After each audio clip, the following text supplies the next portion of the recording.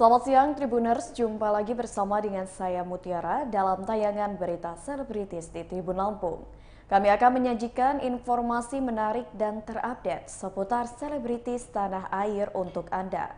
Dan inilah berita selebritis selengkapnya. Berita pertama datang dari Krisdayanti turut prihatin atas hilangnya anak Ridwan Kamil. Krisdayanti ikut prihatin dan berduka atas musibah yang dialami oleh Gubernur Jawa Barat Ridwan Kamil. Diberitakan sebelumnya bahwa anak sulung atau putra sulung Ridwan Kamil hilang di Sungai Are, Bern, Swiss pada Kamis 26 Mei 2022 lalu. Hingga saat ini, Emeril Khan Mumtaz atau Eril masih dalam pencarian oleh tim SAR dan polisi setempat. Sebagai seorang ibu, Krisdayanti mengaku ikut merasa kehilangan. Apalagi usia Eril ternyata sepantaran dengan usia anak kedua Krisdayanti, yakni Azril Hermansyah. Kejadian ini seakan mengingatkan Krisdayanti untuk selalu mengimbau putranya agar selalu berhati-hati. Mantan istri Anang Hermansyah ini pun akhirnya berharap agar Ridwan Kamil dan keluarganya tabah dalam menghadapi cobaan ini. Berikut wawancara dengan Krisdayanti.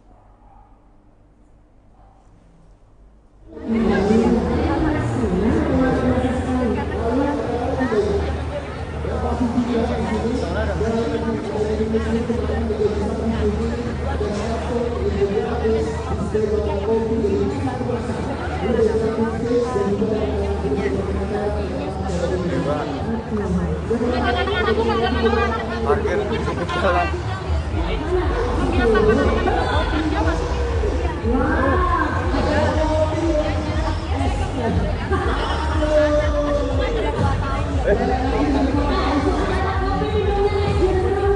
Mi satu lagi Mi vlog Mi buat anaknya Kak Ridwan Kamil. Yang gimana Mi doanya Mi? Dengar.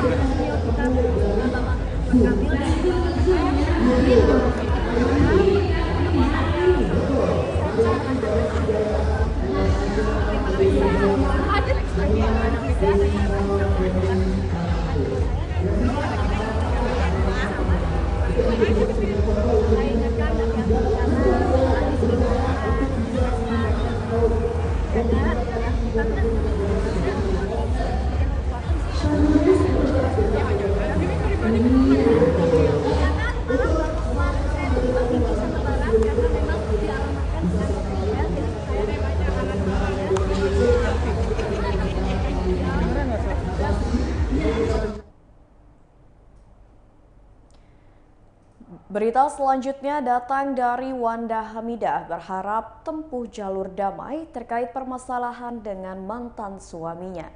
Wanda Hamidah memenuhi panggilan polisi atas laporan mantan suaminya yakni Daniel Patrick di Polres Metro Depok. Model sekaligus politikus itu diperiksa selama 4,5 jam. Selama pemeriksaan, Wanda Hamidah dicecar sebanyak 20 pertanyaan. Tak banyak bicara, Wanda Hamidah hanya berharap permasalahan dengan mantan suaminya bisa ditempuh melalui jalur damai. Hal itu sebagai bentuk kebahagiaan untuk anak, dirinya, dan juga mantan suaminya. Seperti diketahui sebelumnya, model sekaligus politikus Wanda Hamidah dilaporkan oleh mantan suaminya Daniel Patrick di Polres Metro Depok pada Selasa, 17 Mei 2022 lalu. Daniel Patrick melaporkan Wanda Hamidah dengan pasal berlapis, antara lain pasal 167, 406 dengan 335, yaitu merusak pekarangan rumah dan penistaan. Berikut wawancara dengan Wanda Hamidah.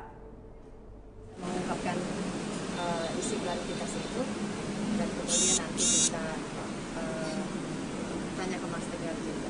Diberikan berapa pertanyaan? Itu aja. Terima kasih, pokoknya semua dijawab dengan sebenar-benarnya dan sesungguh-sungguhnya. Terima kasih ya, doain teman-teman semuanya. Ini demi bukan apa-apa ya, ini masalah kan kepentingan terbaik anak. Mudah-mudahan semuanya baik-baik aja.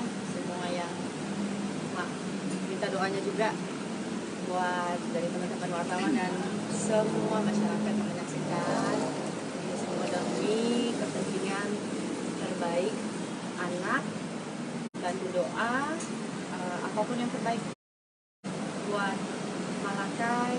Yang pasti teman-teman tahu bahwa seorang ibu pasti sangat menyayangi anaknya, seorang bapak juga pasti sangat menyayangi anaknya, gitu. Sehingga timbul ego untuk mau memiliki anak dengan sepenuh hati.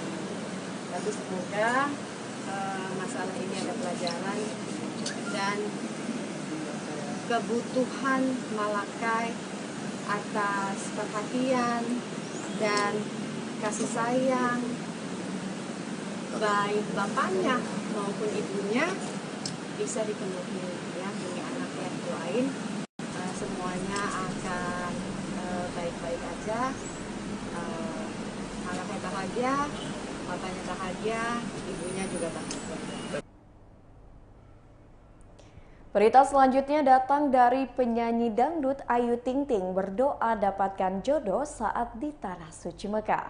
Penyanyi Ayu Ting Ting memboyong keluarganya untuk menjalani ibadah umroh di Tanah Suci Mekah. Tepat pada hari Minggu 29 Mei 2022, Ayu dan keluarganya meninggalkan kediamannya untuk pergi ke Tanah Suci. Di sela-sela sebelum keberangkatannya, Ayu Ting Ting meminta doa agar ibadah umroh bersama keluarganya berjalan dengan lancar. Tak hanya orang tua, adik dan adik iparnya, Ayu juga mengajak kakak dari ayah Rozak untuk ibadah umroh ke Tanah Suci. Lebih lanjut, umroh kali ini Ayu mengatakan ada doa khusus yang ia siapkan. Doa khusus itu tak lain yakni perihal jodohnya. Pasalnya, ia sudah 8 tahun menyandang status janda. Berikut wawancara dengan Ayu Ting Ting. Kita nggak bisa berangkat sana dan alhamdulillah tahun ini rezekinya. Jadi kita berangkat. Banyak terlihat cantik menggunakan baju Amin. dengan pakaian seperti ini. Amin, alhamdulillah. Sederhana tapi terlihatnya lebih mewah gitu.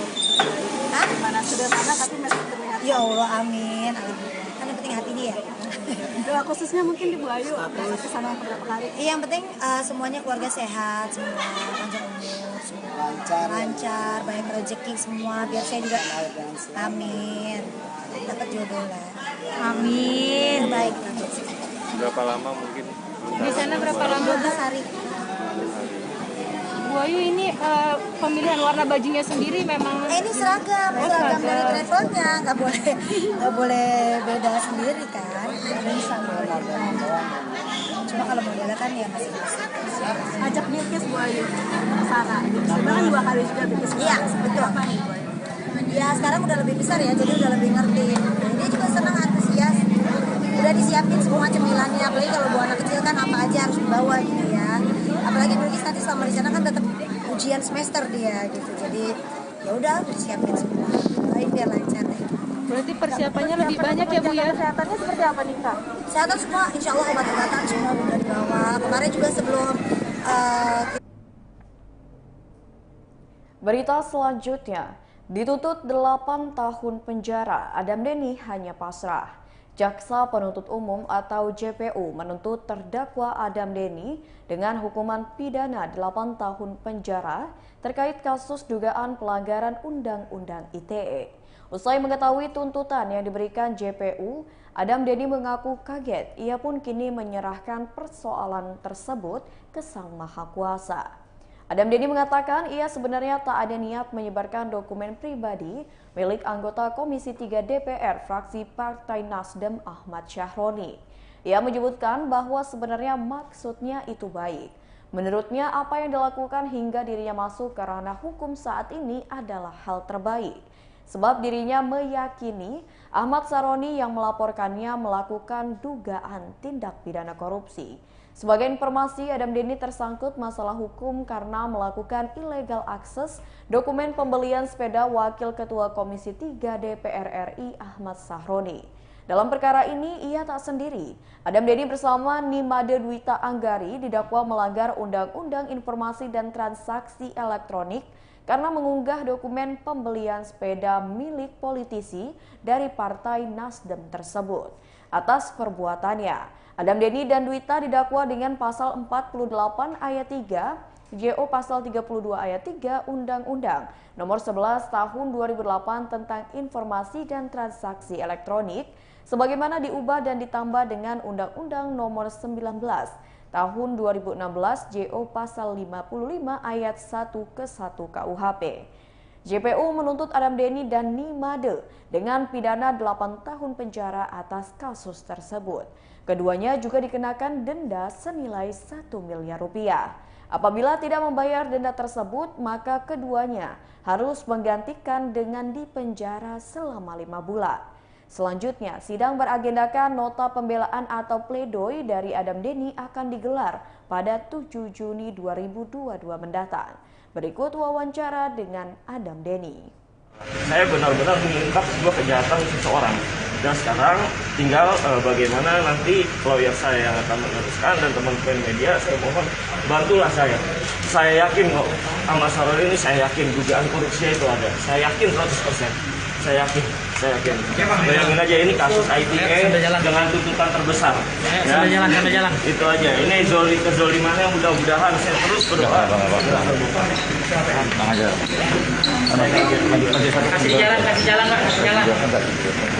Kasih jalan Pak.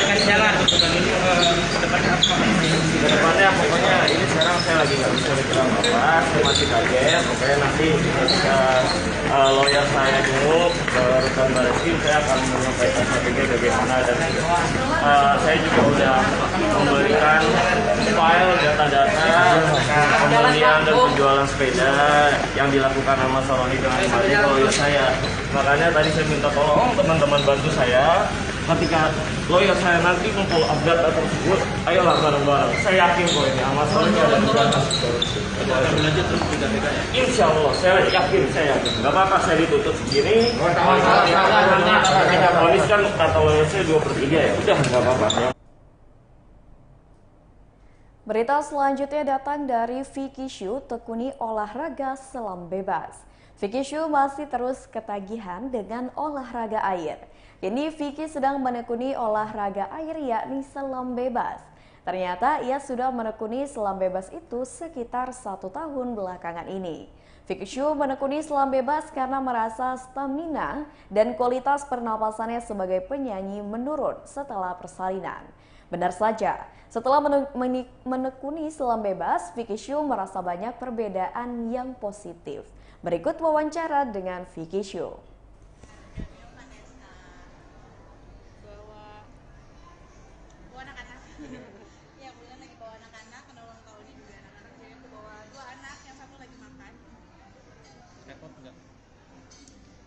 Ya sehari-hari emang beginilah ngurusin anak.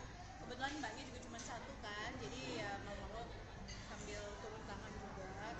Terus, tapi biasanya kalau misalnya mbaknya pun masing-masing, kalau di rumah aku pasti megang anak. Itu memang nggak pure dikasih ke babysitter gitu ya? Harus? Enggak, aku anak, makanya kan aku kan habis lahiran 2 kali kan cuti kan, karena aku emang mau urus sendiri. Mau kemana saya? Sini ikut. Sini, saya. Sini kau marah-marah. Lagi wawancara saya. Boleh. Enggak kok, ini baik sini. Mas, marah-marah. Vicky, kan sekarang kayak lagi ada penyakit baru juga nih. Apa namanya? Oh, yang hepatitis B. Hepatitis B. Kok jadi gendong?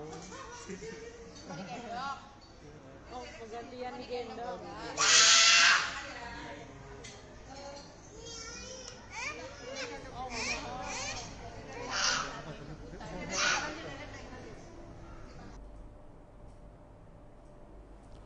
Baiklah Tribuners, itulah berita selebritis bersama dengan saya Mutiara. Jangan lupa untuk terus ikuti YouTube Tribun Lampung News Video, Facebook Tribun Lampung, Instagram @tribunlampung, dan TikTok @tribunlampung untuk informasi terupdate lainnya. Selamat siang dan sampai jumpa.